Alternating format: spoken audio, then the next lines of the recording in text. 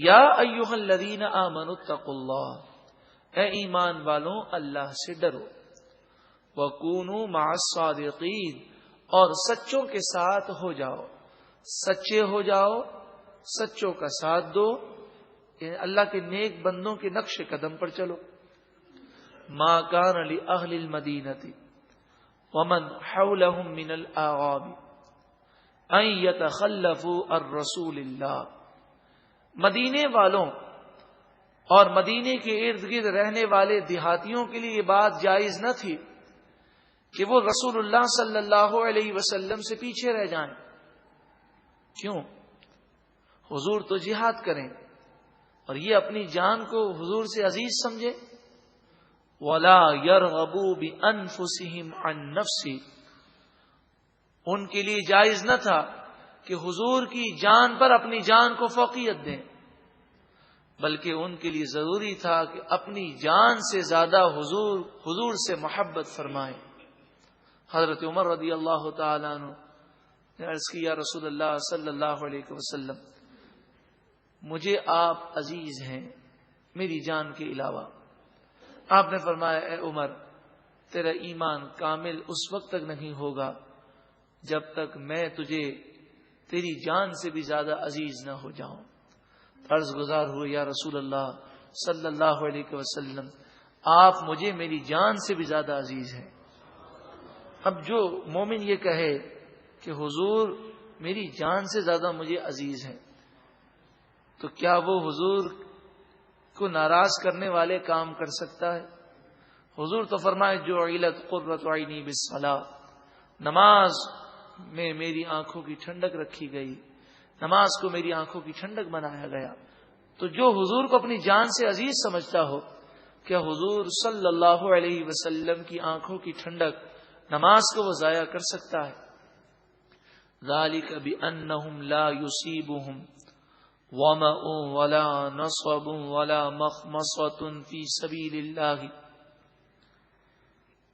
بات دراصل یہ ہے کہ اللہ کی راہ میں جو کوئی پیاس، جو کوئی تکلیف، جو کوئی بھوک انہیں پہنچتی ہے، ولا یطؤون موطئ یغیظ الکفار، اور جس وادی میں وہ قدم رکھتے ہیں جس سے کافروں کو غصہ آتا ہے، کافر پریشان ہوتے ہیں، ولا ینالون من عدو نیلا، اور دشمن کو مسلمان جو بھی تکلیف پہنچاتے ہیں، الا کتب لہم بہ،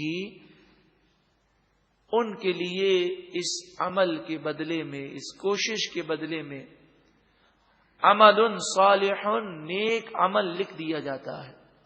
یعنی جہاد میں جانا، بھوک برداشت کرنا، پیاس برداشت کرنا، کوئی تکلیف برداشت کرنا، یہاں تک کہ کانٹا چبھ جائے تو اس پر بھی درجات بلند ہو جاتے ہیں۔ اور یہ صرف جہاد ہی کا معاملہ نہیں، مومن اگر گھر پر بھی ہو اور اس پر کوئی مشکلات آئے، وہ صبر کرے تو اللہ تعالیٰ اسے اجر و ثواب عطا فرمائے گا۔ اور حدیث پاک میں فرمایا کہ مومن صبر کرتا رہتا ہے، مشکلات پریشانیوں پہ صبر کرتا رہتا ہے، یہاں تک کہ جب اس کی روح نکلتی ہے تو وہ گناہوں سے ایسا پاک ہوتا ہے جیسے آج دنیا میں آیا ہو۔ ان اللہ لا یضیع اجر المحسنین، بے شک اللہ نیک لوگوں کے اجر کو ضائع نہیں فرمائے گا۔ ولا ينفقون نفقة صغيرة ولا كبيرة ولا يقطعون واديا الا كتب لهم، جو تھوڑا سا خرچ وہ اللہ کی راہ میں کریں یا زیادہ خرچ کریں، یا کسی وادی کو وہ طے کریں، اس وادی کو کراس کریں، جہاد کے لیے سفر میں ہوں، اللہ تعالیٰ ان کے لیے نیکیاں لکھ دیتا ہے، ان کے لیے نیکیاں لکھی جاتی ہیں۔ لِيَجْزِيَهُمُ اللَّهُ أَحْسَنَ مَا كَانُوا يَعْمَلُونَ، تاکہ اللہ تعالی ان کے اچھے کاموں پر انہیں اجر و ثواب عطا فرمائے۔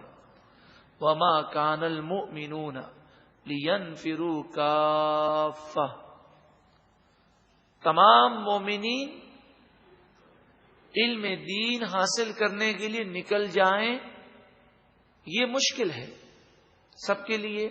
سب اپنے کام کاج چھوڑ کر عالم، مفتی اور قرآن و حدیث کے بہت بڑے مفکر بن جائیں، یہ ایک مشکل امر ہے، کیونکہ دنیا کے مشاغل بہت سارے ہیں. تو جو فرض علم ہے وہ تو سیکھنا ہر ایک پر فرض ہے. جس علم کا سیکھنا واجب ہے وہ تو ہر ایک پر واجب ہے. اور اس کے علاوہ جو علوم ہے ان میں ہر علاقے میں ایسے لوگ ہونے چاہیے کہ جو ان علوم پر مہارت حاصل کریں اور لوگوں کی رہنمائی کریں. فلولا نفر من كل فرقة منهم طائفة ليتفقهوا في الدين. تو ایسا کیوں نہیں ہوتا کہ ہر گروہ میں سے کچھ لوگ اللہ کی راہ میں نکلیں اور دین میں تفقہ اور سمجھ اور علم حاصل کریں. وَلِيُنذِرُوا قَوْمَهُمْ إِذَا رَجَعُوا إِلَيْهِمْ. تاکہ وہ اپنی قوم کو اللہ کے عذاب سے ڈرائیں جب وہ علم حاصل کر کے لوٹیں. لَعَلَّهُمْ يَحْذَرُونَ. تاکہ ان کی قوم اللہ سے ڈرے. اس سے معلوم ہوا کہ ہر قبیلے میں، ہر قوم میں، جہاں آپ جانتے ہیں کہ ہر شہر میں ڈاکٹروں کی ضرورت ہے، تو ہر شہر میں ایسے لوگوں کی ضرورت ہے جو لوگوں کی ضروریات پوری کر سکے. اس طرح ہر شہر میں اتنے علماء ہونے چاہیے کہ جو لوگوں کی ضروریات پوری کر سکیں اور انہیں صحیح وہ رہنمائی کر سکیں. بلکہ یہاں تک مفسرین، محدثین اور علماء نے بیان کیا کہ اگر کسی شہر کے لوگ تمام کے تمام علم دین حاصل کرنا چھوڑ دیں تو حاکم اسلام پر لازم ہے کہ ان کے ذہین لوگوں کو منتخب کرے اور انہیں مجبور کرے کہ وہ علم دین حاصل کریں اور اپنی قوم کی صحیح رہنمائی کریں. صحابہ کرام علیہم رضوان کے دور میں ایسا ہوتا کہ ہر قبیلے کے چند افراد